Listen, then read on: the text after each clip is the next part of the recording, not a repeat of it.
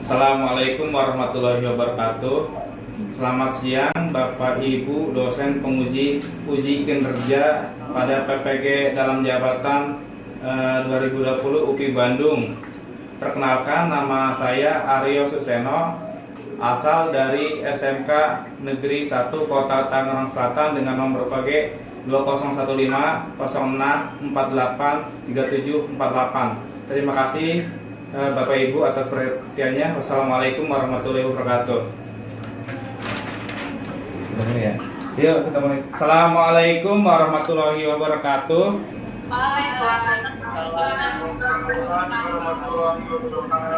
Ya, alhamdulillahirabbil alamin. Kita dapat bertemu kembali dalam pembelajaran daring mata pelajaran produk kreatif dan kewirausahaan.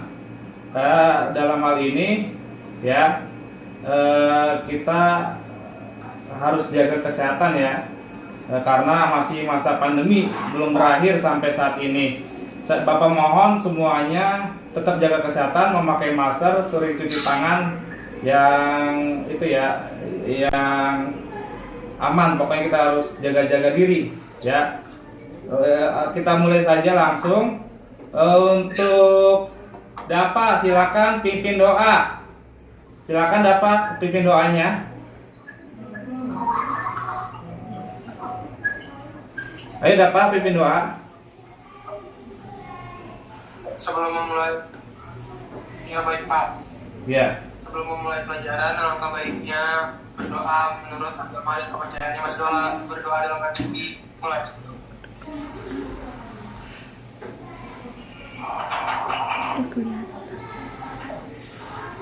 Berdoa selesai. Ucapkan salam.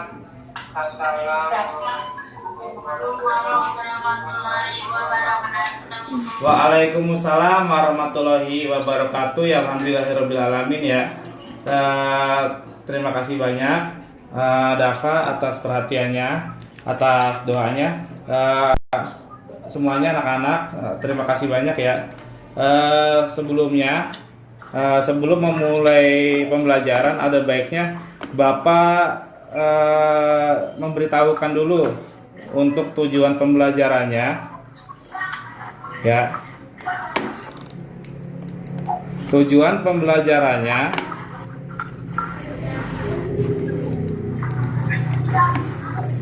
ya, pada pertemuan hari ini kita masuk ke konsep desain, prototipe, dan kemasan produk. Ya, tujuan pembelajarannya agar kita dapat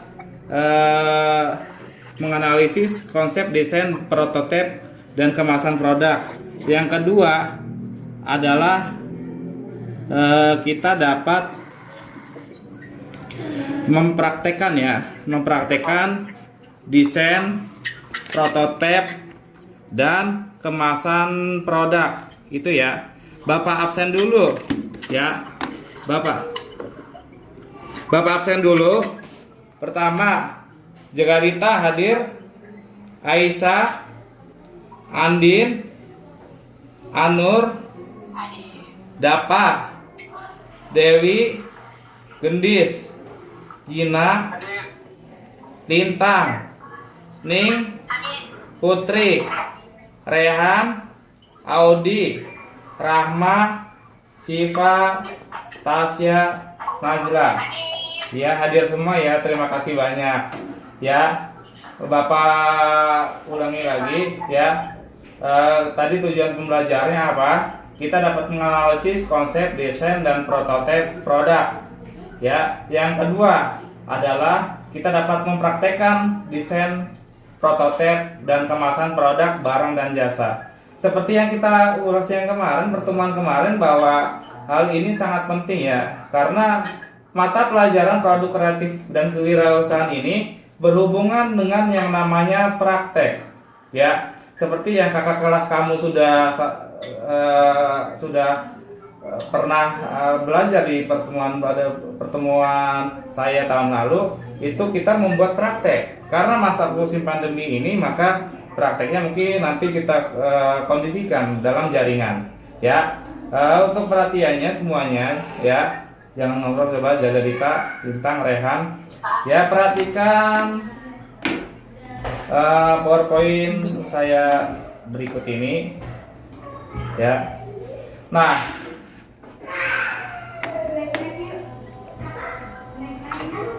ya, tentang konsep desain prototipe dan kemasan produk. Ya, konsep desain prototipe dan kemasan produk. Ya. Terus konsep desain produk secara singkat adalah sebagai berikut. Ya, penelitian dan pengembangan. Penelitian adalah dasar untuk pencarian pengetahuan baru. Meskipun tidak berpengaruh secara langsung, tetapi berdasarkan penelitian, produk baru dapat dikembangkan di masa depan. Penelitian dapat diterapkan untuk mengembangkan produk secara komersial. Jadi sebelum mengkonsep itu kita harus meneliti dan mengembangkan ya.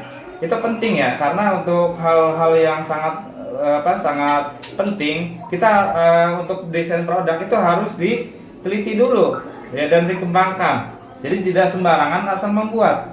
Yang berikutnya adalah rekayasa terbalik. Apa itu rekayasa terbalik? Yaitu proses pembongkaran suatu produk, memahami desainnya dan mengembangkan suatu produk yang lebih baik daripada yang sudah ada. Ya, itu harus kita kembangkan lagi. Kalau misalkan produknya bagus, otomatis ada evaluasi. Walaupun sudah bagus, tidak berarti itu sudah sempurna, tapi harus dievaluasi lagi. Namanya rekayasa terbalik. Jadi jangan sembarangan ya. Jadi kalau kita punya produk harus harus bisa yang namanya mengembangkan lagi yang lebih baik. Jadi itu pentingnya rekayasa terbalik. Produk itu harus kreatif dan inovatif. Agar apa? Agar tidak ketinggalan zaman. Kalau ketinggalan zaman, maka kita kita akan kalah dengan produk pesaing. Itu bahaya. Ya. Berikutnya, penggunaan sistem perangkat lunak untuk mengembangkan model terkomputerisasi dari produk baru dan menganalisis parameter desainnya.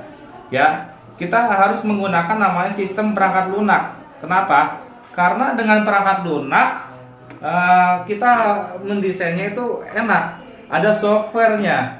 Kalau misalkan orang-orang ahli IT itu biasanya berpengalaman dalam mengembangkan konsep, ya, desain dengan menggunakan software atau perangkat lunak. Zaman sekarang apa sih yang nggak pakai komputer? Semuanya pakai komputer, semuanya pakai software, dan semuanya pakai aplikasi.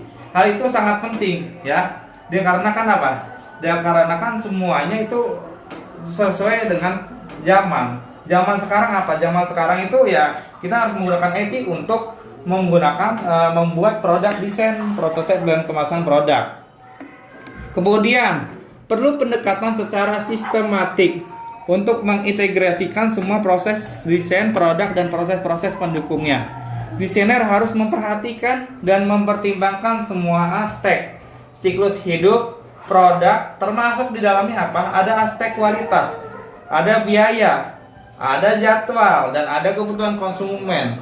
Untuk itu perlu adanya namanya pengembangan konsep dasar, desain produk, pengembangan proses pembuatan, pemilihan dan pengaturan bahan untuk desain baru yang dilakukan oleh tim berbeda pada saat yang sama, sehingga menghemat banyak waktu untuk mengembangkan produk baru. Dalam praktiknya, berbagai konsep digabungkan dan diterapkan bersama untuk merancang produk baru. Ya, untuk merancang produk baru itu sangat penting. Kemudian perhatikan ya, semuanya perhatikan dulu. Tahap-tahap kegiatan desain produk apa saja tahap-tahapnya? Adapun yang pertama itu memformulasikan hasil marketing riset. Adapun yang menjadi titik tolak dalam tahapan kegiatan desain produk adalah riset pemasaran.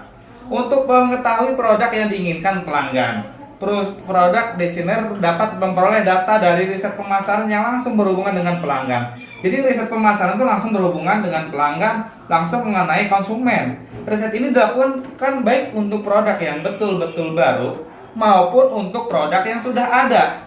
Ya. Nah, berikutnya mempertimbangkan, yang kedua mempertimbangkan kemampuan fasilitas perusahaan.